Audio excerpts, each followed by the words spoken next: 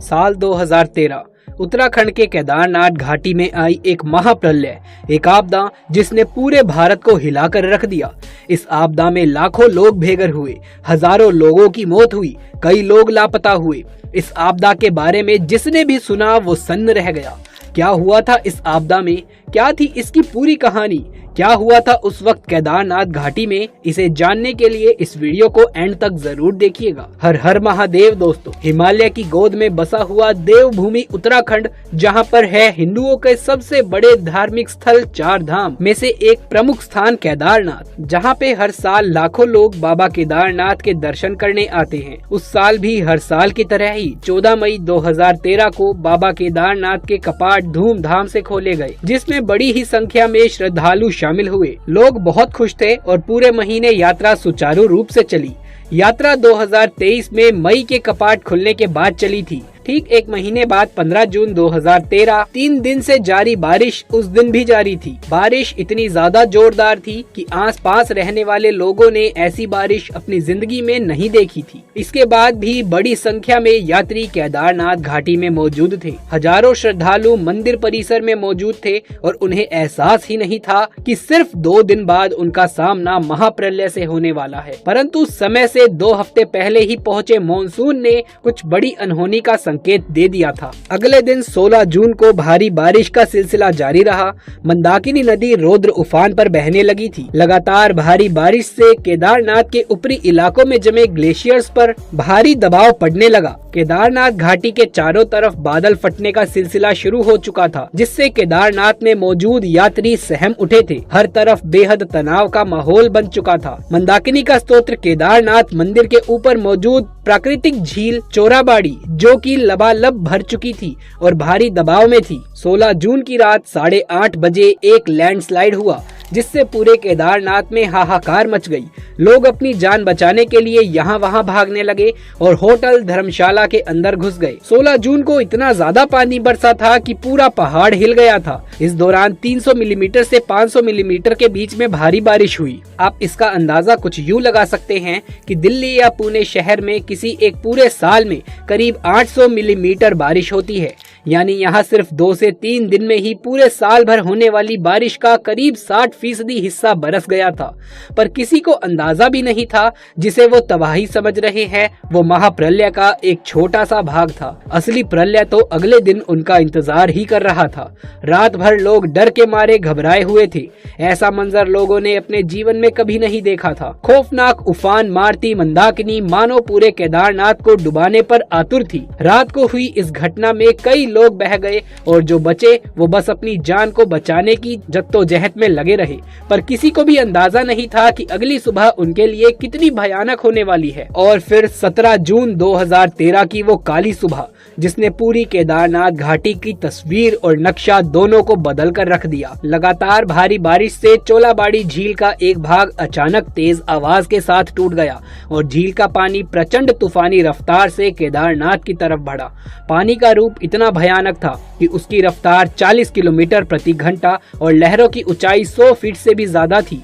लहरें अपने साथ भारी मात्रा में बड़ी बड़ी चट्टानें मलबा बहती हुई ले जा रही थी और जो भी लहरों के सामने आया उसे मिट्टी में मिला दिया।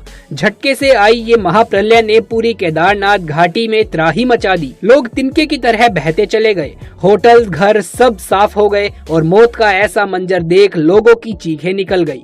मंदिर छोड़कर पूरे केदारनाथ में कुछ भी नहीं बचा। हर तरफ लोगों की लाशें और तबाही और मलबा ही मलबा बिखर गया था।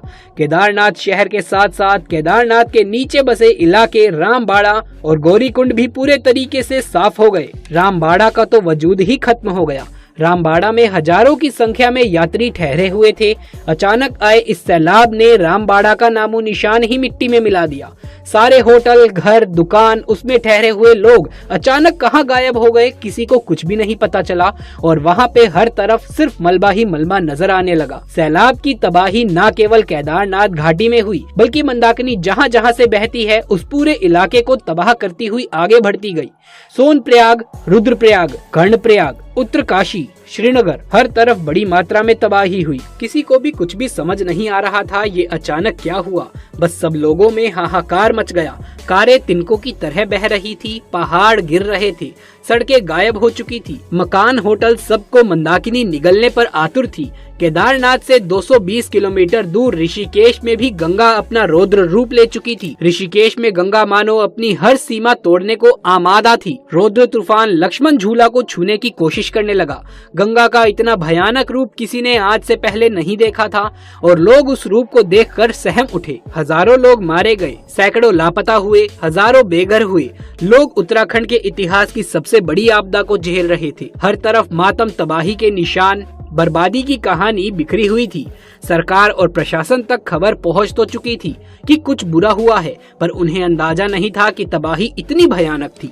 18 तारीख में एक हेलीकॉप्टर घटना का जायजा लेने केदारनाथ घाटी पर उड़ा। उसने जब नीचे के हालात देखे तो उसके पैरों तले जमीन खिसक गई।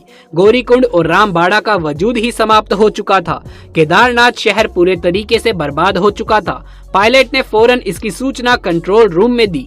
राहत बचाव के कार्य के लिए तुरंत आर्मी और एयरफोर्स की मदद ली गई और फिर शुरू हुआ भारत का सबसे बड़ा रेस्क्यू ऑपरेशन, जिसे आर्मी ने नाम दिया ऑपरेशन सूर्या हो। देश के जाबाज जवानों ने रात दिन एक करते हुए हफ्ते भर में पूरी जान लगा दी।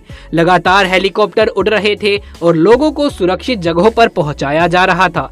जगह जगह से लोगों को बचाया जा रहा था। इस पूरे रेस्क्यू में सेना ने 1,10,000 से ज्यादा लोगों को एयरलिफ्ट कर सुरक्षित जगहों पर पहुंचाया। मौसम और रास्ते बहुत कठिन थे, पर सेना ने पूरे ऑपरेशन को पूरा करके ही दम लिया। दोस्तों, इतनी बड़ी आपदा आई, फिर भी महादेव के केदारनाथ और शिवलिंग को कुछ भी नहीं हुआ। आखिर महाकाल का तो काल भी कुछ नहीं बिगाड़ सकता, तो ये आपदा तो महादेव के लिए बहुत छोटी सी चीज थी। केदारनाथ के 2 साधुओं की माने तो महादेव के एक चमत्कार ने मंदिर और शिवलिंग को बचाया। 16 जून को जब सैलाब आया तो मंदिर के पीछे के पहाड़ से बाढ़ के साथ लगभग 100 फीट की स्पीड से एक विशालकाय डमरूनुमा चट्टान भी मंदिर की ओर आ रही थी। लेकिन अचानक वो चट्टान मंदिर के पीछे करीब 50 फीट की दूरी पर रुक गई। ऐसा लगा जैसे उसे किसी ने रोक दिया हो। उस चट्टान के कारण बाढ़ का तेज पानी 2 भागों में कट गया और मंदिर के दोनों ओर से बहकर निकल गया। और उस वक्त मंदिर में 300 से 500 लोग शरण लिए हुए थे। साधुओं के अनुसार उस चट्टान को मंदिर की ओर आते देख उनकी रूह कांप गई।